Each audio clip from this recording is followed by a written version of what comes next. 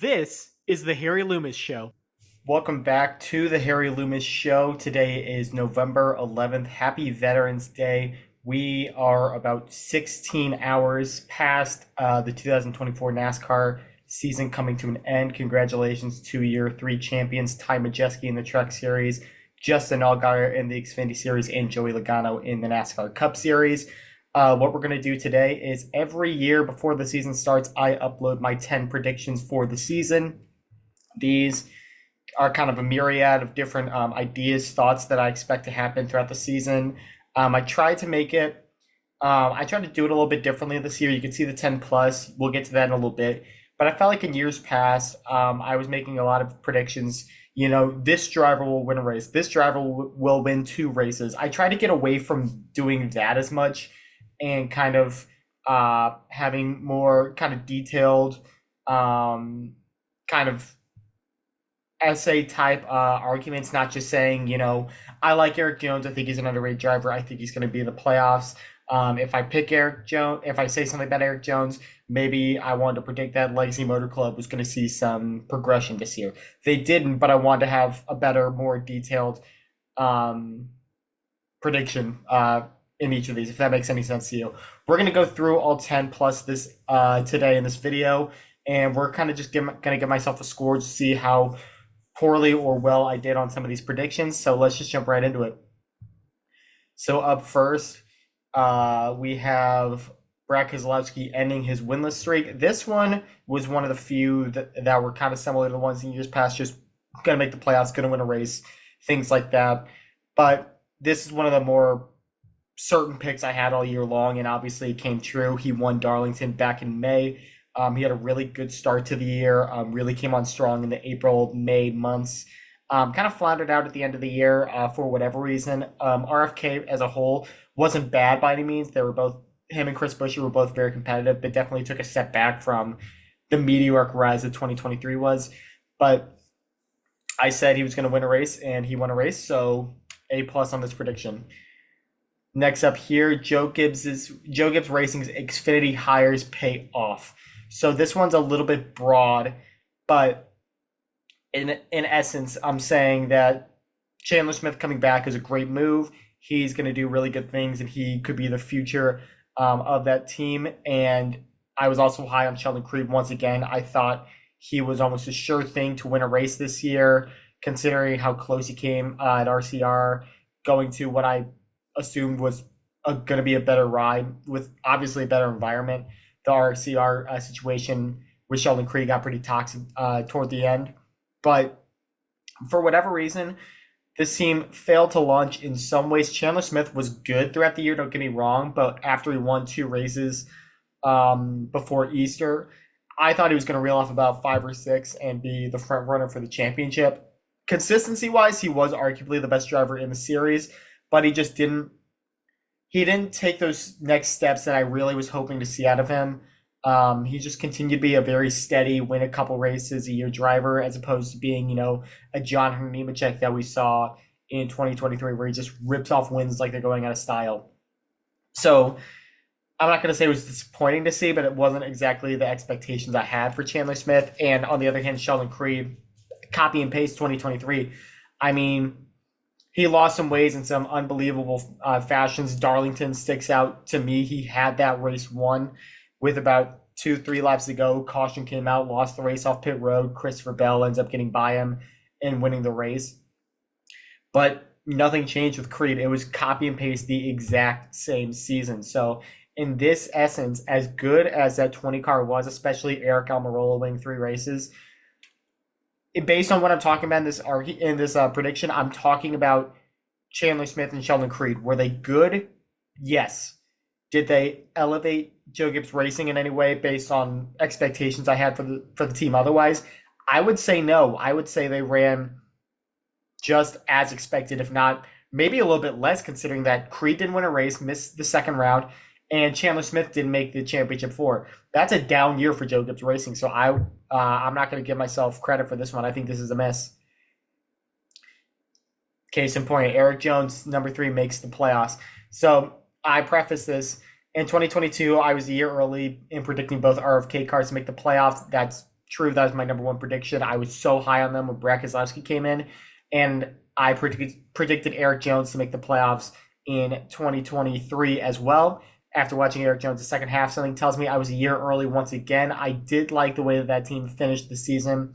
For whatever reason, Legacy Motor Club has really, really struggled in the past couple of years, and it's tough to see. I've been on record saying that I think Eric Jones is one of the most underrated talents in the Cup Series. I mean, you've seen it. He's shown flashes of absolute brilliance, especially his 22 Southern 500 win. But this year was just a miss on all fronts. Not only having his back fracture and missing races, the team just isn't improving as of right now. John Hunter Nemechek, points wise, was the worst driver in the Cup Series this year. Jones had the worst season of his career, not just missing races, but also I think he only had one top five all year. He was, in the last couple of years, he was turning top 15 runs into top 10s, top 20 runs into top 15s. He was peaking at top 15 finishes this year. He really wasn't a factor in the top 10. Obviously, switching to Toyota, there's going to be some growing pains there. Next year is the last chance I'm giving them. Jones extended with Legacy Motor Club to next year, or for the next couple of years. If this team doesn't start showing serious improvement in 2025, we're going to have some real conversations about the future of Legacy Motor Club. Both drivers, Jimmy Johnson as an owner, Richard Petty's ownership in NASCAR, because it's getting to the point of no return. The sponsors coming in and out every year. The 42 car being a carousel, 3 drivers in 3 years. There were rumors about Corey Haim coming in and taking the 42 car. I thought those were ridiculous, and it sounds like Nemechek is going to return, but they need to step it up now because this performance is not going to be acceptable going forward. Moving on now, my crown jewel winners. I just spoiled one of them, but this is my number 4 pick every year. I try to pick the crown jewel winners. This year, obviously, with the Brickyard coming back, that's one of them. It's the Daytona 500. Coke 600, Brickyard 7,500. Years before, it was the Bristol Night Race. I argue that the Brickyard's a bigger race than the Bristol Night Race, so I didn't pick that this year. Although I did pick all 36 winners this season. We're going to do that in a later video. I'm actually going to try to do the math on how my picks would have done stats-wise and everything like that. So we'll get to that later. But my Daytona 500 winner was Chris Buescher. Kind of a disappointing pick. I expected him to be a lot more competitive in that race. And for whatever reason, he was just a bit of a non-factor. He didn't really show up much. There were a couple points where he was running in the top 10, but nothing that signaled a guy that was about to break into the top 5 and contend for the win. So that was a miss. Spoiler alert, I'm pretty sure I went 0 for 4 on this. I think I've gotten one right before. I picked Denny Hamlin to win the 2022 Coke 600, if memory serves, in 3 years of doing this. My Coke 600 pick was William Byron, who I believe ran second. And who knows what could have happened if the race would have continued on, because it was called after about 250 laps with Christopher Bell getting the win. Byron did get a crown jewel win. He got the Daytona 500. I missed the Coke 600. And I do say it's about time he starts adding some big wins to his resume. So I was right on that front. I kind of talking this about wanting to see some new blood win these crown jewel races. With how good the newer generation of drivers are, feels like a lot of these races are going to some of the same guys, was my argument, especially kind of the old guard.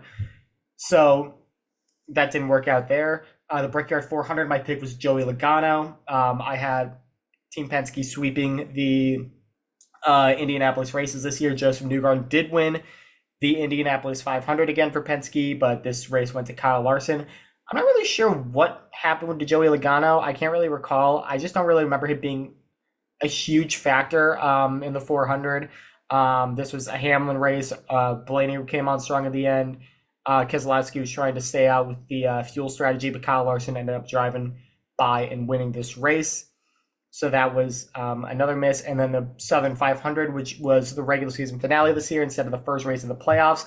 My pick was Ross Chastain, who is pretty good at Darlington. He has had some really good runs in the past. Won the Truck Series race there this May. But this race did not play out in his favor. He was in a bit of desperation mode with Harrison Burton winning at Daytona the week before. He needed to win to get in, and that just didn't happen for him. It was Chase Briscoe that ended up getting this race win. So once again, I went 0 for 4 on the Crown Jewel picks. I have to do my homework on 2025. I would like to at least get one of these right. It feels pretty good to get a prediction right. It feels worse to get four in a row wrong. Moving on now to number 5. The Truck Series becomes a two-horse race. I am giving myself absolute credit for this one. You can see the two drivers in here. It's Corey Heim and Christian Eckes. They won 10 races this year, led over, I think, 1,500 laps combined at least. Christian Eckes led laps in all but 2 races this year, had a top 10 in all but 1 race. Corey Heim led the series in wins, and there's no doubt in my mind that both of these two were easily the 2 best drivers this year. Credit to Ty Majeski, he was a clear-cut 3rd best, but no one was touching these two throughout the entirety of 2024. So even though they didn't win the championship, I'm going to give myself a W on this one. Moving on now to number 6, Austin Hill and Shane Van Gisbergen find their way into 2025 Cup rides. Kind of an interesting prediction. SVG obviously is going to the Cup Series next year. He'll be in a 3rd car for Trackhouse Racing, the number 88. You kind of figure that the writing was on the wall there, especially when he started winning in the Xfinity Series. He didn't come to America just to continue running in the Xfinity Series. He wanted to get his feet wet, and he's going to be racing on Sundays next year, as he should be. Almost got another win at Watkins Glen in the Cup Series this year before getting passed by Chris Buescher. Austin Hill, though, that did not happen. There was a lot of talk about him potentially getting the colleague ride when Justin Haley left the team after 2023. That obviously ended up going to Daniel Hemrick, and no one really explained why Hill didn't get a look there. For whatever reason with Hill, he just doesn't seem like a colleague type of driver to me. I don't know what it is about him, but he really fits that kind of old school, tough RCR style that just doesn't really seem to resonate with colleague for me. But I was thinking that if Hill showed out this year, which he won 4 races, it was really going to put the pressure on Austin Dillon. Yes, Austin Dillon is Richard Childress' grandson, but he was really bad in 2023. It was just as bad as 2024, even despite getting a win under dubious circumstances at Richmond.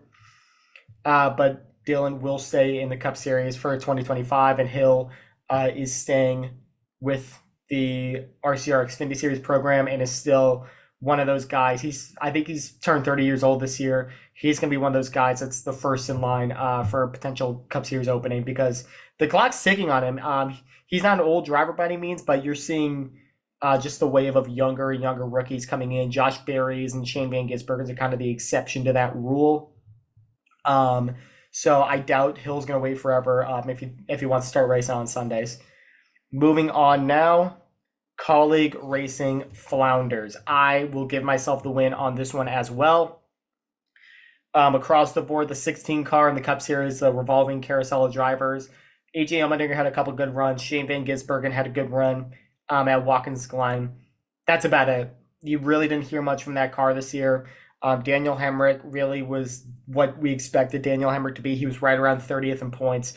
They qualified terribly this year. He didn't wreck a lot of cars, to his credit. He was mostly clean throughout the whole season, but was just never a factor. No one expected him to be a factor. And, I said before the year he was a stopgap driver, and that's not a shot at Daniel Hemrick. That's just the position that they're in right now. That team is just not competitive, and it showed. And in the Xfinity Series, it was just as bad, if not worse. Josh Williams, who I showed, had a terrible year. He was battling for 20th in points in a car that was in the championship 4 years ago and was winning races. He was never even a factor. I'm surprised that he's coming back in 2025 at all with colleague, to be honest with you. AJ Allmendinger had a down year for his standards, even though he won Vegas and made his way to the championship 4. Only the one win, not indicative of what we've come to expect with AJ Allmendinger at colleague in the Xfinity Series. And then the 10 car was kind of a revolving carousel as well. I do like some of the moves that they're making for 2025. I love getting Christian Eckes in that car for in the 16 car for next year. I think Daniel Dye will be okay in 2025, the 10 car. He seems like he has some untapped potential. I don't see star or anything like that, Cup star in his future, but I think he could be one of those steady, solid Xfinity Series drivers. But in the Cup Series, I can't stand what they're doing. I don't know why they keep moving AJ Allmendinger back and forth from Xfinity to Cup. I don't think he's even a playoff caliber Cup driver anymore. I'm not sure he's going to finish in the top 20 in points next year. It's just gotten way more competitive, and I think Allmendinger moving back and forth is not going to help his chances. And also, Ty Dillon getting a Cup Series right again is ridiculous in my opinion. I think there's way better drivers out there. I don't know what kind of funding he's bringing in, if that's a big deal. But based on merit alone, what he's done in the Cup Series, Ty Dillon should not be getting his fourth chance with a new team. He's done nothing to show that he is a reliable, stable Cup Series driver, in my opinion. Nothing personal against him, but the stats don't lie. So, as bad as this year was for Kaulig Racing, which I'm giving myself the win for, 2025 could be just as bad, if not worse, in all honesty. Number 8, no Cup driver will be forced to miss time. Missed that one. I think the only one was Eric Jones. He had the spinal fracture at Talladega, missed 2 races. Corey Heim taking his place. But I believe that's the only driver that had to miss any races this year. We talked about it in the past 2 years. Bubba Wallace got suspended. Chase Elliott got hurt and suspended. Bowman got hurt twice. Noah Gragson hurt and suspended. They've all missed time just in the next gen era. Not to mention, guys like Ryan Blaney, like I talked about, taking really big hits. Kurt Busch having his career come to an end because of impacts in the next gen car. And I don't fault the next gen car for Jones's injury. That was a brutal hit. I think any car you're in, you're going to get pretty banged up. We saw those kind of fractures in the Gen 6 car as well, which was a very safe race car in its own right. So it was just kind of a tough deal. But other than that, relatively clean year for driver safety in the Cup Series, which is good to see. Moving on now to number 9, highlighted by Iowa, the Cup Series sees improved short track racing. So that's kind of a double-edged sword. Iowa was, in my opinion, the best short track race of the year. I really had fun watching that race. A lot of people were talking about it. It kind of just took over. It kind of just took Richmond's lunch money.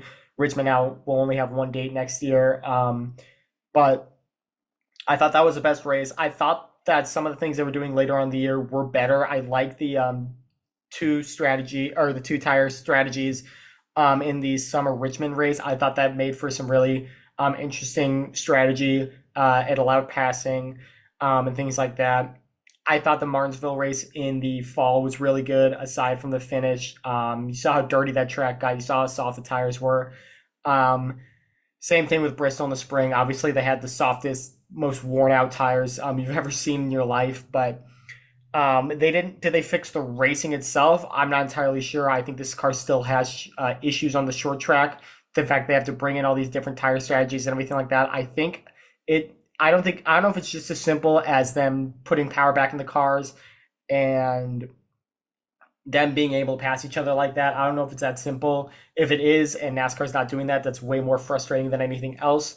But there is still work to do, but I was encouraged by what we saw with the short track racing, especially at Iowa. So I'm going to give myself 2/3 of a point on that one. I'm not even keeping score.